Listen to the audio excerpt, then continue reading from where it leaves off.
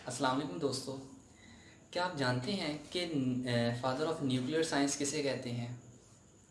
Father of nuclear science Rutherford को कहा जाता है। आज हम रदरफोर्ड का एक एक्सपेरिमेंट पढ़ेंगे जिसमें रदरफोर्ड एटॉमिक मॉडल है और उसने उसको गोल्ड फॉयल एक्सपेरिमेंट भी बोला जाता है। आज हम जो चीज़ें स्टडी करेंगे उनकी ये सबसे पहले तो हम इंट्रोडक्शन देखेंगे इनका रदरफोर्ड का। और सेकंड वन हम वो एक्सपेरिमेंट में जो मटेरियल्स यूज़ हुए हैं वो हम देखेंगे कि कौन कौन से मटेरियल यूज़ हुए थे। थर्ड वन हम देखेंगे कि रेडियो एक्टिव एलिमेंट्स कौन से होते हैं। फिर हम देखेंगे कि अल्फ़ा पार्टिकल्स क्या होते हैं। और एक्सपेरिमेंट्स के बाद में वर्किंग, और वर्किंग के बाद फिर ऑब्जर्वेशन। ऑब्ज़र्व के एक्सपेरिमेंट के बाद रदरफोर्ड ने क्या क्या चीज़ें ऑब्ज़र्व की और उसके बाद फिर हम रिज़ल्ट्स पे आएंगे। रिज़ल्ट्स के बाद फिर हम डिफेक्ट्स को पढ़ेंगे। चलिए हम स्टार्ट करते हैं अब इंट्रोडक्शन से। अब इंट्रोडक्शन में कि जो रदरफोर्ड थे वो न्यूजीलैंड में रहते थे, न्यूजीलैंड के रहायशी थे और ये एक फार्मर के बेटे थे, किसान के। ये जे थॉमसन के जो थे ये शागिर्द थे। ये जो जे थॉमसन के ये स्टूडेंट थे रदरफोर्ड। और इन्होंने नोबेल प्राइज़ जो है 1908 में नोबेल प्राइज़ लिया था। अब हम बात करते हैं मटेरियल कौन सा इस एक्सपेरिमेंट में यूज़ हुआ। तो मटेरियल सबसे जो अहम था वो सबसे पहले तो ये कि गोल्ड फॉयल यूज़ हुई थी। और गोल्ड फॉयल उसने बहुत ही थिन ली थी, जिसकी थिकनेस जो थी वो 0.00004 सेंटीमीटर थी, यानी कि बहुत ही पतली गोल्ड फॉयल ली। और इसके बाद फिर उसने एक और चीज़ ली, रेडियम और एंड पोलोनियम लिए। ये रेडियो एक्टिव एलिमेंट्स थे, रेडियम एंड पोलोनियम। अब मैं बाद में स्टडी करेंगे कि रेडियो एक्टिव एलिमेंट्स कौन से क्या होते हैं। थर्ड वन उन्होंने लिया फोटोग्राफिक प्लेट ली। फोटोग्राफिक प्लेट ऐसी प्लेट ली, फोटोग्राफिक ऐसी प्लेट ली जो जिंक सल्फाइड का कोट की हुई थी जिसके ऊपर।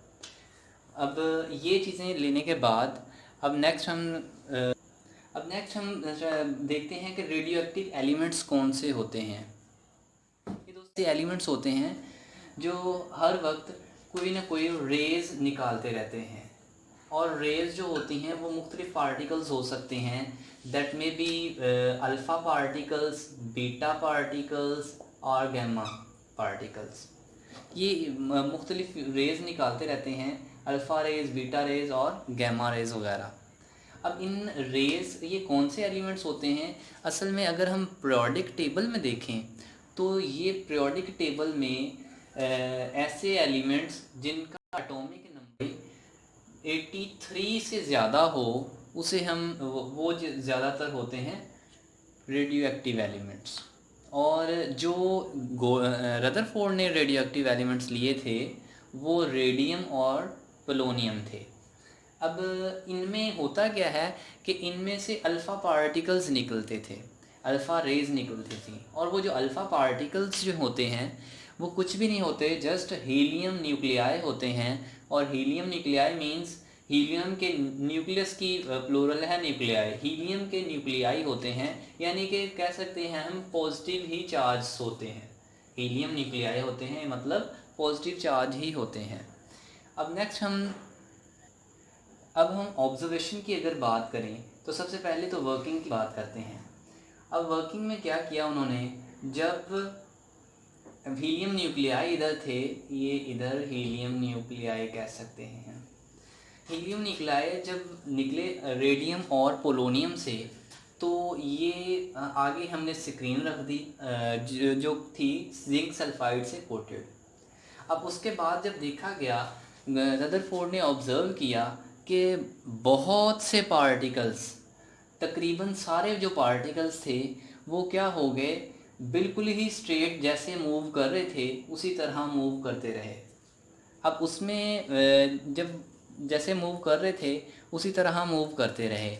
अब नेक्स्ट है अब जब उसने ये गोल्ड फॉइल ली और गोल्ड फॉइल के ऊपर अल्फ़ा पार्टिकल्स की बम्बार्डमेंट करवाई, तो उसने क्या ऑब्ज़र्व किया कि बहुत सारे, तकरीबन सारे जो पार्टिकल्स थे वो क्या हो गए, बिल्कुल स्ट्रेट लाइन में जिस तरह पहले आ रहे थे उसी तरह ये हमारे पास गोल्ड फॉइल है, गोल्ड फॉइल में भी चलते गए, बिल्कुल स्ट्रेट लाइन में जाते गए। दूसरा ये उसने ऑब्ज़र्व जो किया कि बहुत ही कम पार्टिकल्स थे जो लार्ज एंगल्स पे डिफ्लेक्ट हो रहे थे। और थर्ड ऑब्जर्वेशन उसने ये की कि वेरी फ्यू पार्टिकल्स, बहुत ही कम, यानी कि 20,000 में से कुछ 2 3 4 5 जो रेज थी पर वो क्या हुई, बिल्कुल जिस तरह आ रही थी बिल्कुल ही वापस उसी वे से मुड़ गई।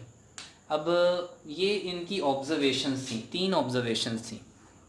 अब नेक्स्ट हम आते हैं, अब बात करते हैं रिज़ल्ट्स के बारे में। तो सबसे पहला जो रिज़ल्ट रदरफोर्ड ने निकाला वो ये था कि चूँकि बहुत सारे पार्टिकल्स जो थे वो विदाउट एनी डिफ्लेक्शन बिल्कुल स्ट्रेट लाइन में गुजर गए, तो इसका मतलब कि most of the volume of atom is empty. That's why most of the alpha rays, alpha particles move in a straight line, अब without any deflection। अब क्योंकि वॉल्यूम बहुत ही एम्प्टी है, दैट्स वाई उन्हें कोई रेजिस्टेंस ही नहीं करनी पड़ी और बिल्कुल स्ट्रेट लाइन में गुजर गए। तो इससे ये पता चलता है, इससे ये रिज़ल्ट हमें हासिल हुआ कि most of the volume of atom is empty. Second जो हमारा है कि चूँकि जो अल्फ़ा पार्टिकल्स जो थे वो डिफ्लेक्ट हो रहे थे, तो इसका मतलब ये है कि चूँकि ये डिफ्लेक्ट हो रहे थे तो इसका मतलब ये है कि सेंटर में कोई पॉजिटिव चार्ज है। क्योंकि हमारे पास जो हीलियम न्यूक्लियाई, अल्फ़ा पार्टिकल्स क्या थे, जस्ट हीलियम न्यूक्लियाई ही थे, और हीलियम न्यूक्लियाई पे मैंने पहले बताया कि ये पॉजिटिव चार्ज होता है, और पॉजिटिव चार्ज ही, पॉजिटिव को हमें पता है same charges repel each other and different charges attract each other. अब पॉजिटिव को ही रिपेल करेगा, दैट्स वाई अगर सेंटर में कोई पॉजिटिव चार्ज है, इसीलिए हो सकता है कि हीलियम न्यूक्लियाई जो हैं वो बेंड हों। तो लार्ज एंगल पे डिफ्लेक्ट होने का रीज़न ये है, उससे रिज़ल्ट ये निकला कि सेंटर में क्या चीज़ है, कोई बहुत पॉजिटिव चार्ज है। उसमें उसको नाम दिया, रदरफोर्ड ने उसको नाम दिया न्यूक्लियस का। अब थर्ड वन ये वो क्योंकि बिल्कुल रीबाउंस हो गए थे, तो इसका मतलब ये था कि अंदर जो पार्टिकल्स के सेंटर वाली जो न्यूक्लियस है वो बहुत ही डेंस है as compared to the atom. अब एटम के मुकाबले में ये बहुत ही डेंस है, ये इससे ये रिज़ल्ट हासिल हुआ। क्यों डेंस है? क्योंकि इसका मैस बहुत ही ज़्यादा था, मैस बहुत ही ज़्यादा होता है एटम का, न्यूक्लियस का, और वॉल्यूम कम होता है। अगर हम एटम की एज अ होल बात करें तो जितना मैस एटम का होता है वो ज़्यादा, तकरीब आलमोस्ट सारा जो होता है वो ये न्यूक्लियस पे ही डिपेंड करता है। जितना न्यूक्लियस का होता है तकरीबन उतना ही होता है, यानी कि इलेक्ट्रॉन्स का इतना नहीं होता है जितना न्यूक्लियस का होता है मैस। तो ये बहुत ही डेंस है, इससे ये भी रिज़ल्ट हासिल हुआ। जो फोर्थ वन उन्होंने देखा कि चूँकि बहुत ही कम जो पार्टिकल्स थे वो डिफ्लेक्ट हुए, तो इसका मतलब ये है कि बहुत ही कम डिफ्लेक्ट हुए, तो इसका मतलब बहुत ही जो न्यूक्लियस का साइज़ है वो बहुत ही कम है। इसीलिए हम कह सकते हैं कि जो न्यूक्लियर, जो सेंट्रल पॉजिटिव एटम है उसका जो साइज़ है वो कम है, तो हम कह सकते हैं। फिफ्थ जो उसने रदरफोर्ड ने कंक्लूजन निकाला उसमें ये था कि इलेक्ट्रॉन्स जो होते हैं वो रिवॉल्व करते हैं न्यूक्लियस के अराउंड, और इसने सिर्फ यही बताया था कि रिवॉल्व करते हैं, इसने ये नहीं बताया था कि एनर्जी शेल में रिवॉल्व करते हैं, बस यही इसका।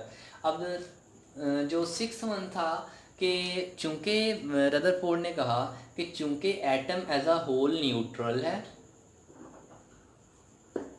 इस पे चार्ज ज़ीरो है एज अ होल, तो इसलिए जितने पॉजिटिव चार्ज होंगे +5 -5 इक्वल टू 0, +7 -7 इक्वल टू 0। इसी तरह यानी कि जितने पॉजिटिव चार्ज होंगे उतने ही अगर नेगेटिव चार्ज होंगे तो अगर उन्हें मिला दिया जाए तो एज अ होल 0 हो जाएगा। तो as a whole neutral atom जो है चूँकि न्यूट्रल है तो इसका मतलब वो पॉजिटिव चार्जेस और नंबर ऑफ़ पॉजिटिव चार्जेस और number of negative charges equal है। इन अदर वे हम कह सकते हैं कि number of protons will be equal to the number of electrons.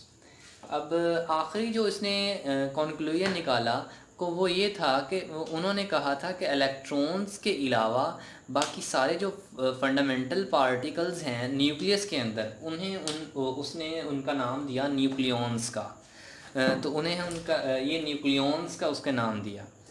अब अगर हम बात करें डिफेक्ट्स की तो सबसे पहला चूँकि हमने एक पढ़ा है इसमें पास्टुलेट रिजल्ट्स में रदरफोर्ड के रिजल्ट्स में हमने पढ़ा था कि electron revolves around the nucleus. अगर इलेक्ट्रॉन रिवॉल्व करते हैं न्यूक्लियस में तो रदरफोर्ड यही कहता है कि इलेक्ट्रॉन रिवॉल्व करते हैं न्यूक्लियस में। तो अगर ये रिवॉल्व करते हैं तो जाहिर है उसका पॉजिटिव चार्ज ये हर वक्त मूव करते रहेंगे तो इनकी एनर्जी एनर्जी एमिट करेंगे और अगर एनर्जी एमिट करेंगे तो ये करीब करीब आते जाएंगे और जितना करीब आते जाएंगे पॉजिटिव नेगेटिव के करीब आता जाएगा और अगर करीब आता जाएगा तो ये बिल्कुल ही इसमें गिर जाएगा और इससे क्या होगा कि बिल्कुल ही एटम कोलैप्स कर जाएगा। तो अगर हम रदरफोर्ड की ये बात माने कि electrons revolve around the nucleus तो एनर्जी एमिट होगी और वो एनर्जी एमिट होते होते वो बिल्कुल नेगेटिव इलेक्ट्रॉन जो है वो न्यूक्लियस में गिर जाएगा और एटम कोलैप्स हो जाएगा, जो कि ऐसा नहीं होता। तो ये रदरफोर्ड का डिफेक्ट था रदरफोर्ड एटॉमिक मॉडल का। सेकंड जो उसका था कि चूँकि वो कह रहा है कि हमेशा ये न्यूक्लियस है इसके अराउंड इलेक्ट्रॉन रिवॉल्व करते रहते हैं, तो इलेक्ट्रॉन रिवॉल्व करने की सूरत में उन्हें ऐसा होना चाहिए था कि वो एनर्जी एमिट करते रहते और अगर एनर्जी एमिट करते रहते तो फिर उनका कॉन्टीन्यूस स्पेक्ट्रम बनना चाहिए था। अब स्पेक्ट्रम क्या होता है, ये जिस तरह हम कह सकते हैं प्रिज्म जो है, ये सपोज प्रिज्म है रेनबो की तरह, जिस तरह प्रिज्म जो है हमारे पास एक वाइट लाइट है तो ये प्रिज्म में अगर की जाए तो वो वाइट लाइट 7 में कलर्स में चेंज हो जाती है, डिस्पर्स हो जाती है, वेवलेंथ मुख्तलिफ वेवलेंथ में मुख्तलिफ कलर्स में चेंज हो जाती है।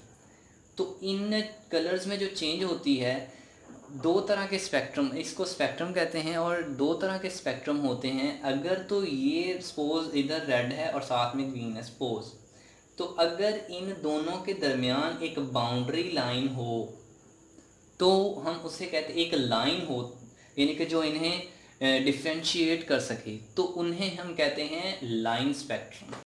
और अगर उनके दरमियान लाइन ना हो तो उन्हें हम कहते हैं कॉन्टीन्यूस स्पेक्ट्रम। अब हुआ क्या, चूँकि रदरफोर्ड कह रहा है कि न्यूक्लियस के गिर्द राउंड करते हैं तो ये करने के लिए एमिट हमेशा करते रहेंगे कॉन्टीन्यूअसली, इलेक्ट्रॉन एमिट करेगा एनर्जी और अगर एमिट करेगा तो उसे कॉन्टीन्यूस स्पेक्ट्रम बनाना चाहिए। लेकिन जब एक्सरे से स्टडी किया गया तो एटम तो लाइन स्पेक्ट्रम बनाता है, तो ये इसके डिफेक्ट्स में आता था।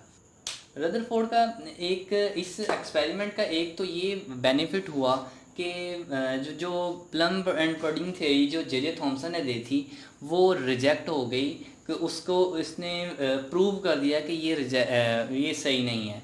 लेकिन इनकी इस डिफेक्ट्स की वजह से ये अगर इन डिफेक्ट्स को मद्देनज़र रखा जाए तो ये भी फिर फेल हो जाता है। लेकिन ये इसने बहुत से रास्ते खोल दिए toward generate new thoughts about the atom.